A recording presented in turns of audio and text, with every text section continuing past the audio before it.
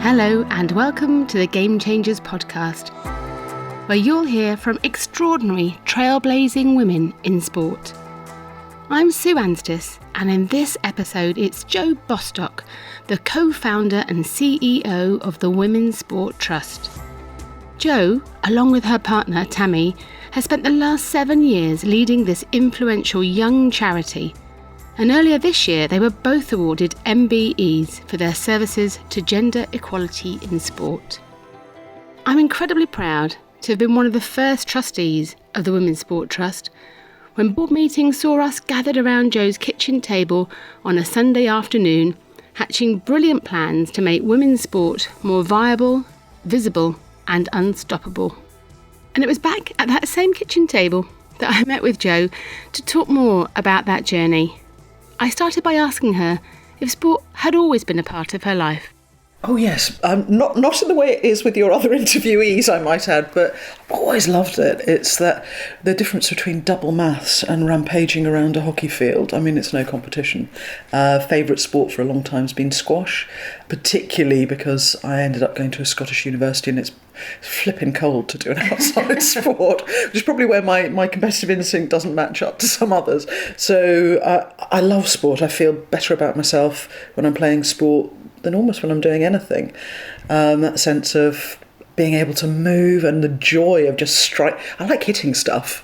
When you hit a ball beautifully, it's pure joy. There's nothing like it. And watching sport, so did you watch much sport as a family growing up? Less so as a family, but I would try and sneak off and watch it on the box when you could kind of wrestle the clicker away from the parents who are watching something much duller, obviously. I love watching live sport, always have. I just enjoy the theatre of it, the drama. So people will ask me, what's your favourite sport? Pretty much anything that I give a damn about. Really like being invested in the people on the pitch. Mm-hmm. So if I've met them or I'm excited about that team, I'll go and watch anything. If Tiddlywinks is going to be a belter of a match, take me there, right the way through to, I can't remember much more thrilling than the Cricket World Cup, home turf, no right to win it in many ways, and your Shrubsole blowing people. I mean, you couldn't write it. So, yeah, I'm all in. I guess you talked about being at a university in Scotland. Were girls playing sports like rugby, cricket, football? Not that I was aware of, and maybe that's the clue. Perhaps it was, and I played squash, but we never really mixed with the men's team.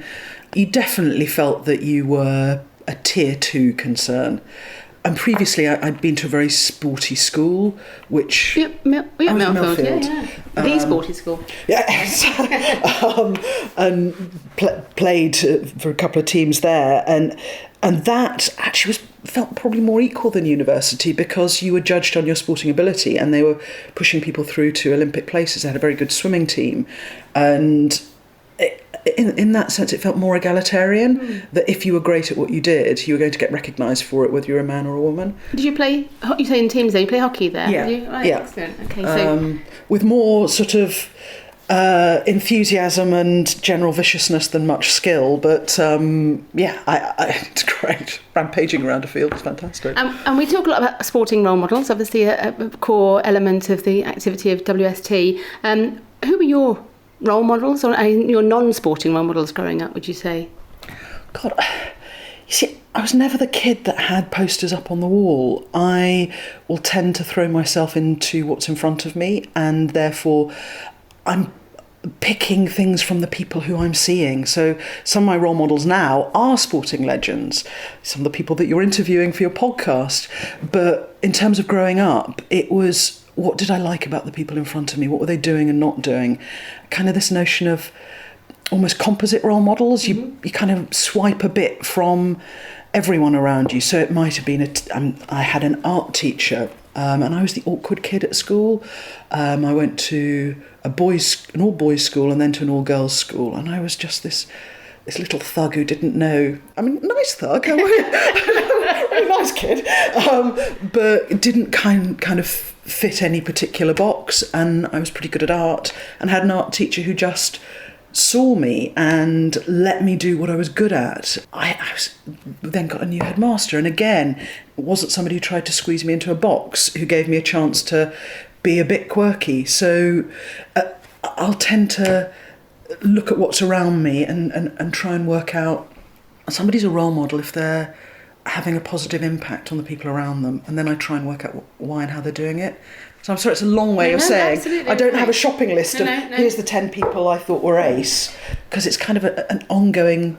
being shaped by and so on as well. Yeah. And were there, I guess within the world now, we're looking at those sort of sporting role models. Can you remember at school and at university, high-profile female athletes in sports? Who were they for you? Always blown away by Martina. I'm gay and I didn't come out until I was about 28. Talk about a slow starter. I didn't realise that. No, really slow. I knew you were gay. Didn't realise you didn't come out. You really need to tune into us. Quick off the mark. I didn't realise you didn't come out until 28. You know the person that I run WST with? She's my wife. So slow start, but I guess sport was one of those places where you saw women, a number of whom later transpired were gay, doing their thing on their own terms, being powerful, being strong, being valued for what they did. And so without being able to say that's why at least part of why I admired someone like Martina, retrospectively, I'm sure it was. You know, you see Sally Gunnell, you see these women who were just going after something and not being told that they couldn't do it, just deciding they were going to. I guess it was part of that why you now feel, I believe, but role models are so important for young women today, in terms of sporting role models too, that they bring something different. You know, it's a cliche to say you can't be what you can't see. I don't totally believe that, because somebody has to be a pioneer, break a path. However, if you can see, whether it's in business or in technology or science or sport, you see someone like you, and like you might not just be your gender, it might be your social background or your ethnicity, but doing well, then you have evidence that it's possible. You don't have somebody saying, oh, go on, give it a try, you might, and you look around going, well, where's the proof? Doesn't seem like anybody like me is getting on in this industry or this sport. Wow, that looks hard. Great role models, they're a proof point. Yeah. They go, yeah, it is absolutely possible because I've done it and you can do it too. So, yeah, I think they're hugely powerful. Looking back at your career, what I've learned about it. Oh, heck. What have you learned about it? Should I be denying things at this point? Not sure. But it feels like enabling people to be the very best versions of themselves seems to be a sort of a theme through your career. So you're good. I know that's the case. So where would you say that passion came from? I suppose one of the formative points of my career was I started out in recruitment, didn't like that very much. I love being nosy about what people are capable of, but not massively keen on a person as a transaction. I know it needs to be done, but it's not my thing. Then worked for the Prince's Trust out in Greenwich, Deptford, working with groups of young people from a whole range of backgrounds. And what were you doing there? I was a team leader, so we ran programmes of each about 15 people, 16 to 25 years old, and took them through a personal development programme for 12 weeks, was it? Goodness me, I can't quite remember the details now. And it was so obvious that there was talent just bubbling away, and quite a lot of them had a pretty rubbish experience of school, that their intelligence might not be the one that necessarily meant that they were going to ace an exam, which is a really narrow way of thinking about people being intelligent. But all these abilities, this character, charisma, creativity, just in one room, and the majority of them had not had a really good shot at realising their talent. So how long were you at Prince's Trust for? About 3 years. And if I think about, because I now mainly work with boards and senior execs across industry, and there's no real difference in terms of you get a group of people, you work out what their purpose is, and you try and realise the talent around the table, and you see what's getting in the way and try and remove those obstacles if you can. In fact, I think some of my Prince's Trust teams are probably a wee bit more talented than some of the boards I work with. Not naming any names. That would be pretty bad for business. But I also became very conscious of the obstacles to them realising their talent. You know, some brilliant individuals are never going to get a crack of the whip because society is unfair, and that perhaps they don't have the educational opportunities, or that it's an uneven playing field, and I really have a problem with that. Yeah. And then on to the National Trust. What were you? National Trust. National Trust. Sorry. Yes. The National Theatre. I'm so sorry. I've got you in all different places. I think I could think about the National Trust. I do like that. I've got my membership, or have had my membership. National Theatre.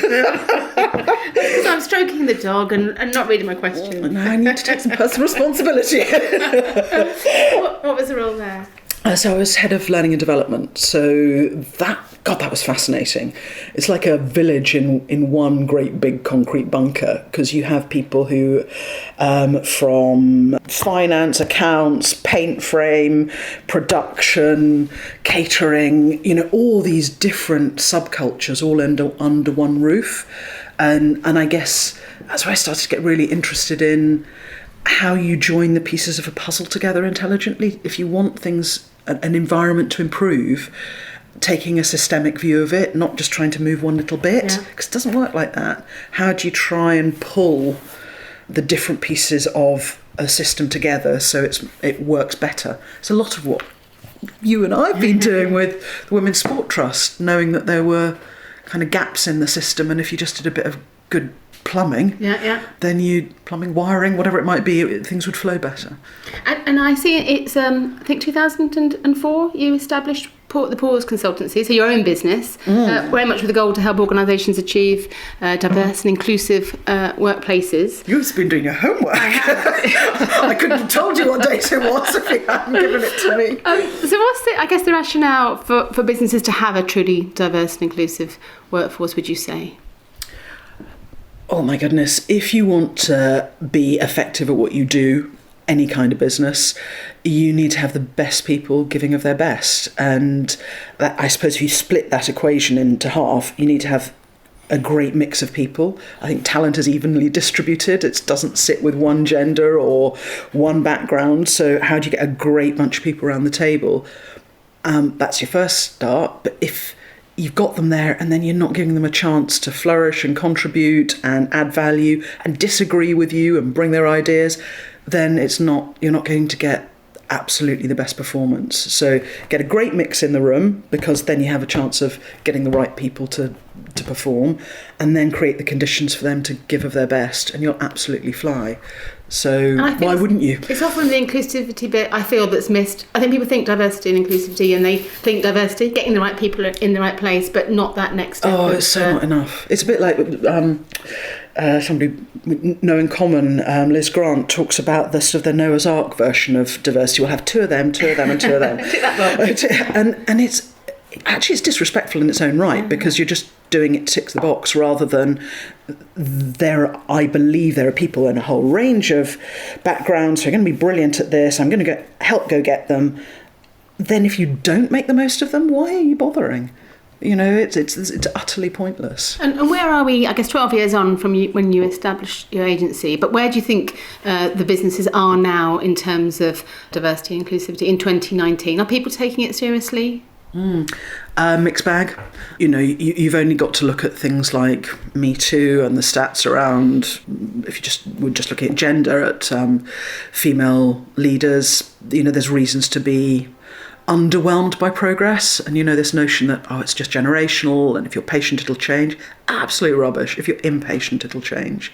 And so I think there's plenty still to be done. That said, there is more external pressure, certainly legislative. What we're also seeing that's shifting a lot of businesses is their clients are saying, okay, we want the best lawyers or best consultants or best bankers. Don't bring us a team of just one type of person. So we're starting to see businesses shift because they realise that they have to meet a client expectation, a client need. And then you've also got some really good people, good leaders. And that's the bit I'm really excited about. How does an individual use their clout to make a difference in their environment, whether it's business or sport? That's why we're really excited about working with athletes, which is a long way of saying it's a mixed picture, but there are some very good people doing some very good things. on a positive trajectory and moving in the right direction, do you feel? I'm nothing like anybody. I'm a bit worried about the political backdrop that we see. Brexit's unleashed some pretty unappealing habits and behaviours, and the bias it can run rampant if it's given permission to do so. So that's not great. Trump is hardly a sort of a beacon of inspiration from a diversity standpoint.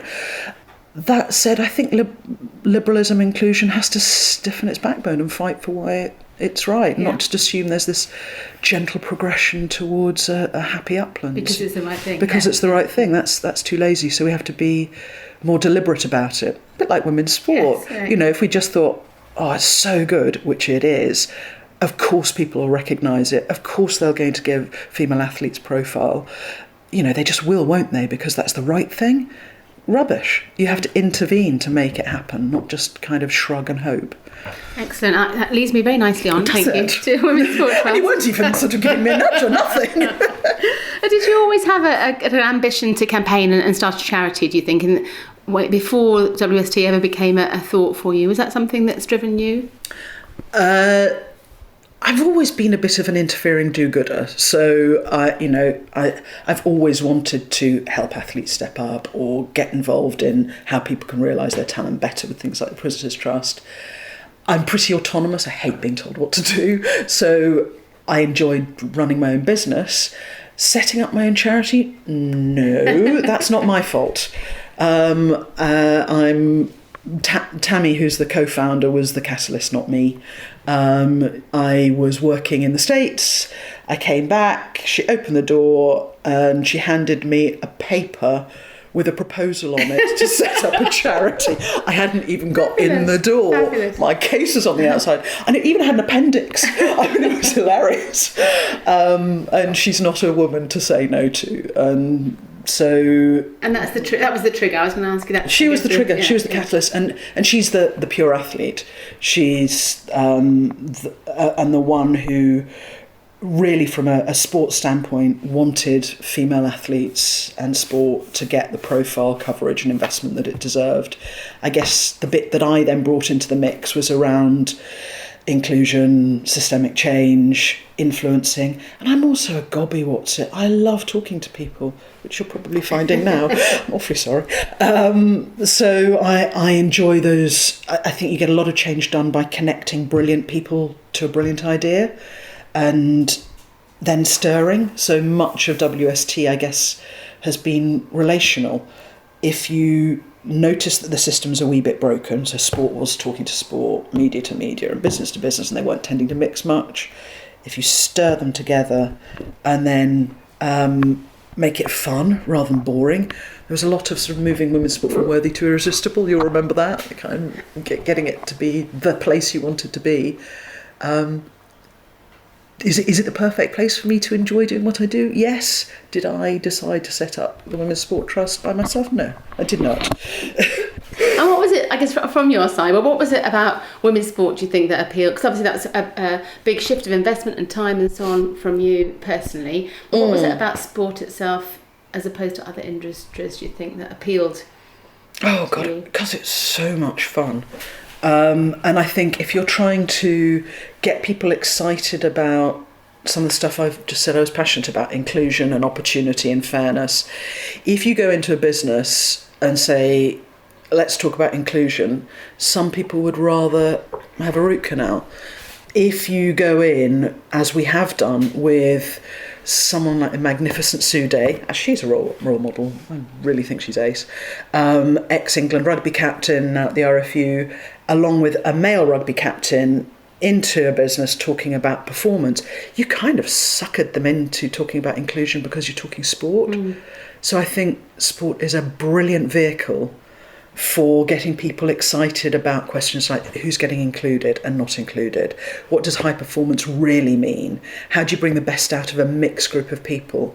And then suddenly you've got individuals who might never really have spent much time on inclusion going, oh, I get it. And what's enabled them to reach that point is sport. Sport's the kind of turbocharges and livens up and brings brilliant stories to that conversation. It's kind of like the Heineken. It reaches parts that other kind of debates about this don't get to. And what was the motivation, I guess, way back when, 2013, for women's sport, from the Women's Sport Trust, would you say, as you, and when you accepted that paper from Tammy and got started, what was the ambition? Have you ever tried saying no to Tammy?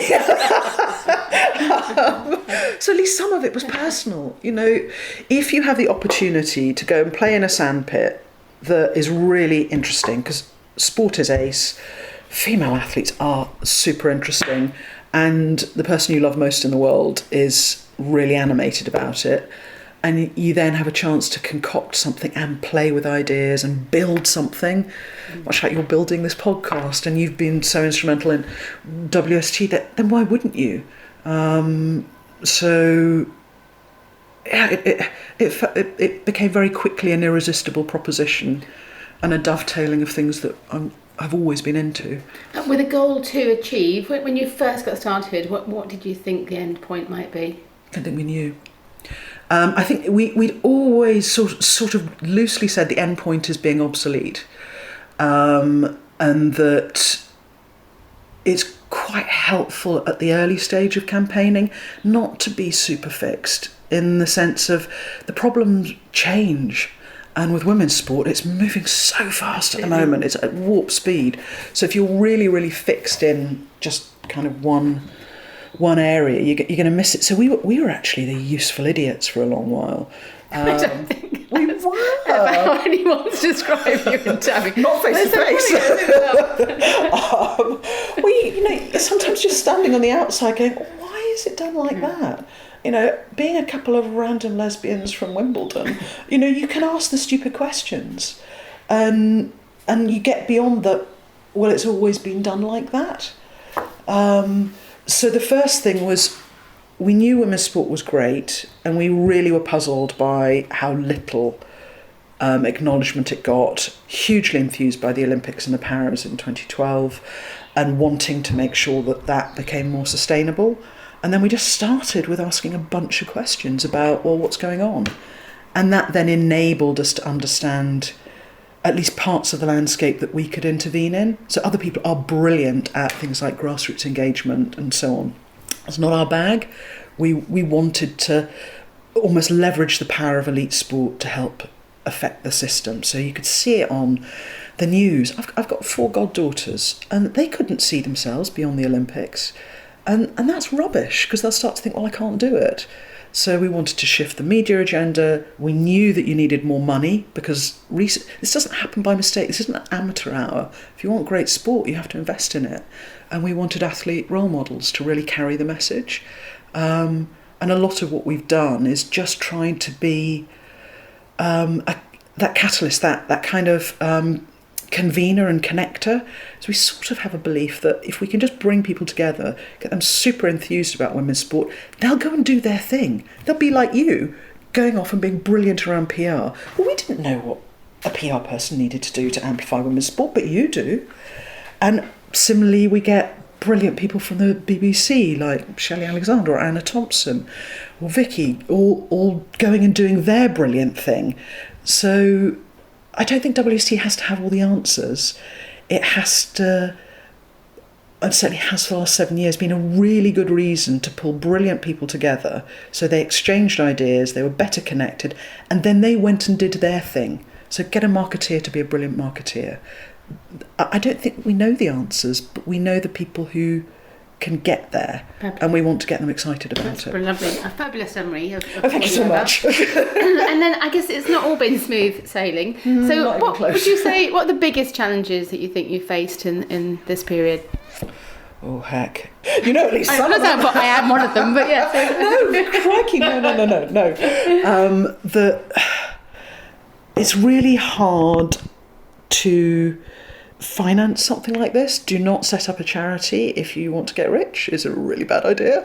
So personally, cash flow has had its moments, and for the organisation, it's been really tricky to fund, because I think although we were providing something that people felt was important, they didn't necessarily think it was their job to pay for it. And that's probably our fault. We're classic campaigners, not classic fundraisers. And so we didn't necessarily do as well as we could have done to kind of get a roof over our heads and sort of resource the organisation as well as we could. So that's been hard. The best bit about it has been doing it, the whole thing with Tammy, because, you know, you want the biggest highs in your life to be the person you love most. The worst thing about doing it has been doing it with Tammy, because the boundary management sucks. If you are trying to say, here's my work life, now let's take a breather and have a weekend, those boundaries were permeated all over the shop. So, you know, we've had to work really hard as a couple to get some of those back. If you're doing a passion project, I've seen it with other charities I've worked with, it's quite hard to turn the lights off and say, actually, you know, I'm done for the day, because you keep thinking about it and what you could do better. Yeah, the bumps in the road are usually utterly rubbish boundary management, improving, and money. I guess we've talked about challenges in terms of impact, and clearly WST has had enormous impact, but what do you feel most proud of in terms of impact of the last 6 years? Gosh, that's a good question. God, I mean, there are some people who are really good at KPIs, and we can do things like say, you know, here's where we've had an impact on media coverage and come up with some of the numbers. Here's where we've had an impact on resource.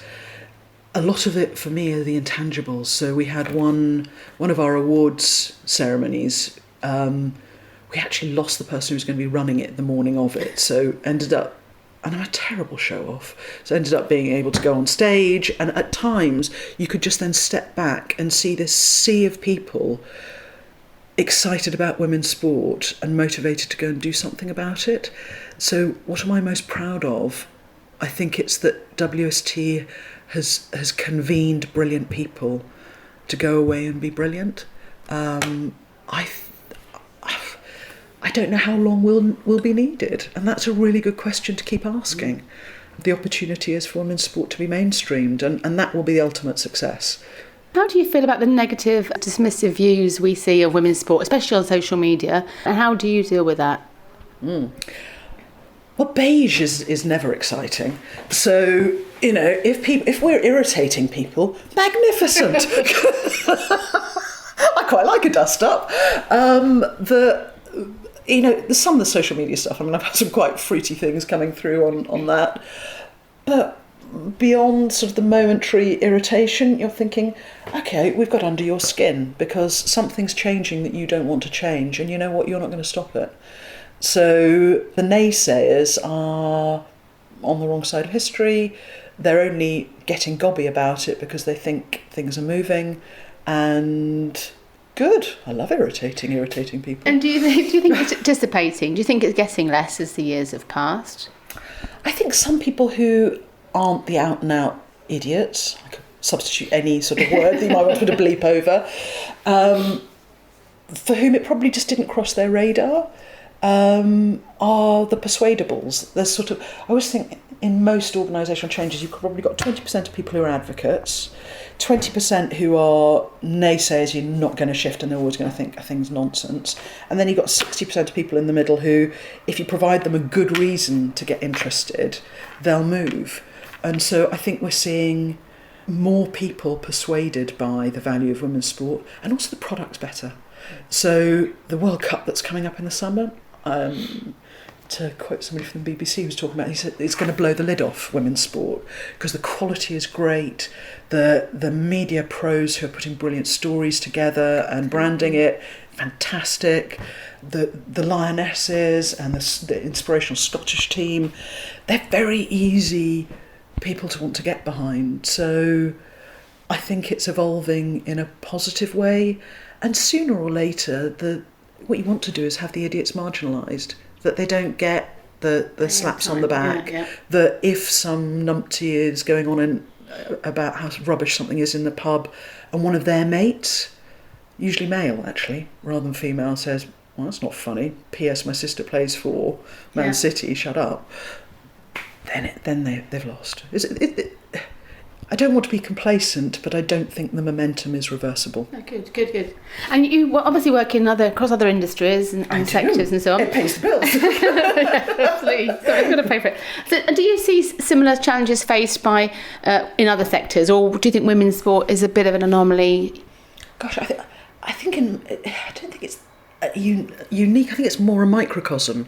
A lot of what you see going on in women's sport, you see going on in businesses that are wanting to change. So perhaps the inclusion, whether it's gender or any other element of difference, might not have been seen to be terribly fashionable. Similarly, women's sport, seen a bit fringe. Then you start to see the business case for it, whether it's the business case for women's sport or that particular organisation. And then you start to see really good leadership, you see some tipping points, you see the evidence-based building about why it's so great. So actually I think it's less an anomaly and more a microcosm. Yeah, absolutely. Yeah. Fantastic. I guess you see a time, you're an optimist, when sometimes, caught me on a good day. when women's sport will get the same airtime and respect, etc., as men's sport. I'm not always sure that it's useful to have men's sport as the comparator. If women's sport is absolutely flying on its own terms, that it's getting brilliantly invested in, that's what I'm more interested in.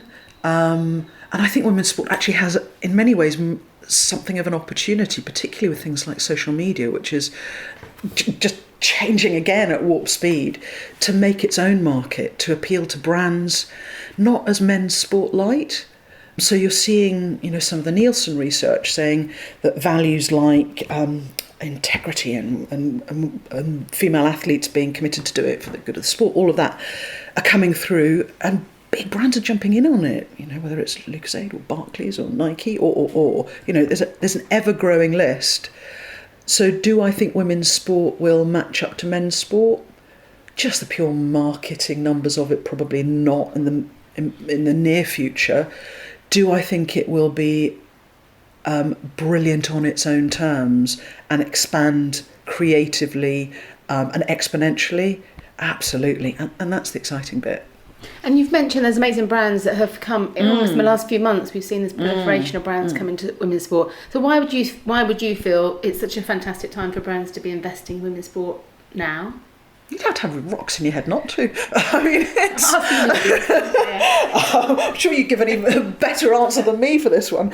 If you are interested in getting into a market that isn't saturated, if you are interested in telling a story about what your brand stands for that is compelling and full of great stories and strong values, if you can buy in at a point that's viable, if you can have access to just phenomenal athletes who will help tell your brand story but also intelligently use it to expand their sport, then why wouldn't you? I have to say, if you're a marketeer who hasn't looked at women's sport now, why not? Maybe you need to be thinking about another career, because the movers and shakers because it's just a really, really good play. Yeah, absolutely. And you mentioned earlier that the BBC journalist saying, this summer sport, the Football World Cup could sort of blow the lid on this. People talk that we're at a tipping point at the moment for women's sport. Do you feel that? Do you sense that this summer?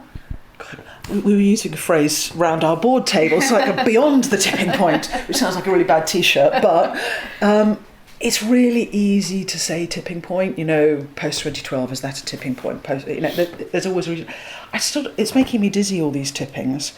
I kind of a bit more interested in a consistent, sustainable upward trajectory, and I think it's moving fast. And of course there'll be peaks and troughs, but let's try and even them out a wee bit. And that's about such a jargon piece of word, but systemic change. If you have brilliant funding, brilliant media coverage, great grassroots engagement all the way through the pipeline, fabulous athletes, then I kind of want us to stop talking about tipping points and say things like irreversible momentum, sustainable progress.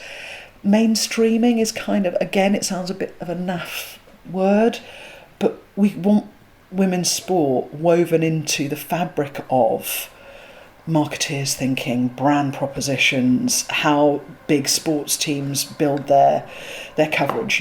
Man United managed to get on board with great success, so that it's not a tipping point anymore. It becomes the norm. We are half this population.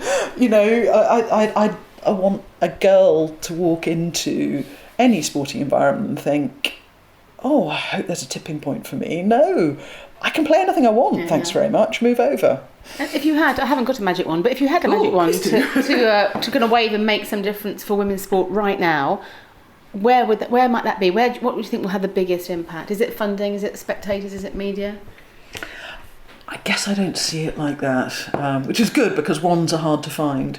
I think, again, it's about each part of the puzzle coming together. And, you know, we're very lucky. We speak to a lot of leaders behind the scenes, so you won't always see what WST does, but conversations with leaders across the spectrum who are all doing their bit. I guess the magic wand, if it's waved anywhere, it's that people of influence, and that doesn't have to be a leader right at the top of the pile. You know, hugely influential coaches, a player on a team who pulls people through. If everybody chooses to put their shoulder to the wheel and plays their part in this complex tapestry of a whole sort of sporting system, then it'll shift. Yeah. So it's not, it'll all be great if the funders just fund. Well, that only helps if the sports are run better and that there's more women in leadership. So it's each person of influence going, I've got a sphere of influence, what am I going to do with it? I suppose that's my biggest driver throughout my career, and probably personally, that, you know, I've had a lot of privileges in my life, you know, many of them unearned, and if you just stand there and you look in the mirror and think, what have I got and what am I going to do with it? I think if we all did that, it would move. Fantastic. And I guess you talked about our privileges, some unearned and some earned, and fabulous that you and Tammy were awarded an MBE this year, the New Year's Honours. So clearly, like you, madam.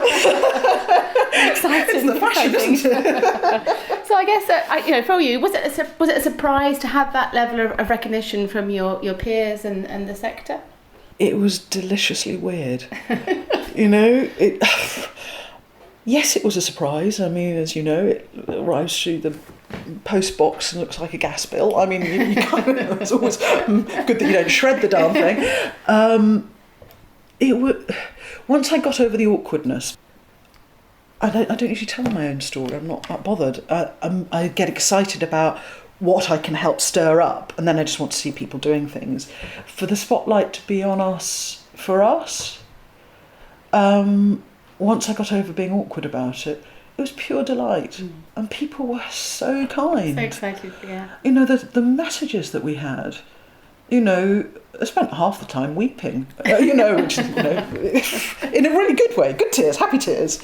We were in India when it got announced, and so we got up at 3:00 in the morning, just when it kind of got publicised, and these messages started coming through on social media, and really, really good. Plan it and we'll have some champagne on ice. And it got so cold that the ice bucket froze. The champagne froze inside it. So there we were, 3:00 in the morning, hair on sideways, 0 bubbles, but it was still good. Yeah. I think that's the thing, isn't it? The passion, the love and the affection and the how excited other people are for you. Exactly. That's a bit, you kind of get lit up by, because you know, part of you just is never quite sure whether you're making any difference or whether people are noticing, and you don't want to go fishing for, you know, do you think we're any good? Because you just end up sounding like a wally. But then something like this gives people a pretext to say lovely things, and I highly recommend it. Anybody listening, you know, go for it. And a few more questions, if that's okay. I guess you've almost answered this with everyone shoulder to the wheel and making a difference. But if people listen to the podcast and could take one action to help bring a better balance and profile to women's sport, what do you think that would be, as everyday punters, as it were? And there's some really granular things that you can do to prove your interest, and so that's almost as a consumer. So everybody buy a ticket, watch it. If you want to see more of it, read about it, you know, demonstrate that there's a market there. And then the answer to the other bit about what could they do, it depends on who you are. If you're a head teacher, make sure it's in the curriculum. If you're a coach, make sure that you're appealing to boys and girls. If you are Dame Catherine or Sally Monday, go use all the clout that you've got to create the system that'll fly. So you spend your money and your energy and use your eyeballs to prove the market, and then decide where you can use your clout and then do that thing. Fantastic. So I can't tell you what to do, but you know whoever you are, you know what you could do that would make a difference. Do that. Brilliant, thank you. And so the podcast is called the Game Changers. Is so it? Trailblazing women in sport. I wonder, sort of looking back, what would you like your legacy in sport, and not just of WST, but what would you feel your legacy might be looking back in 30 years?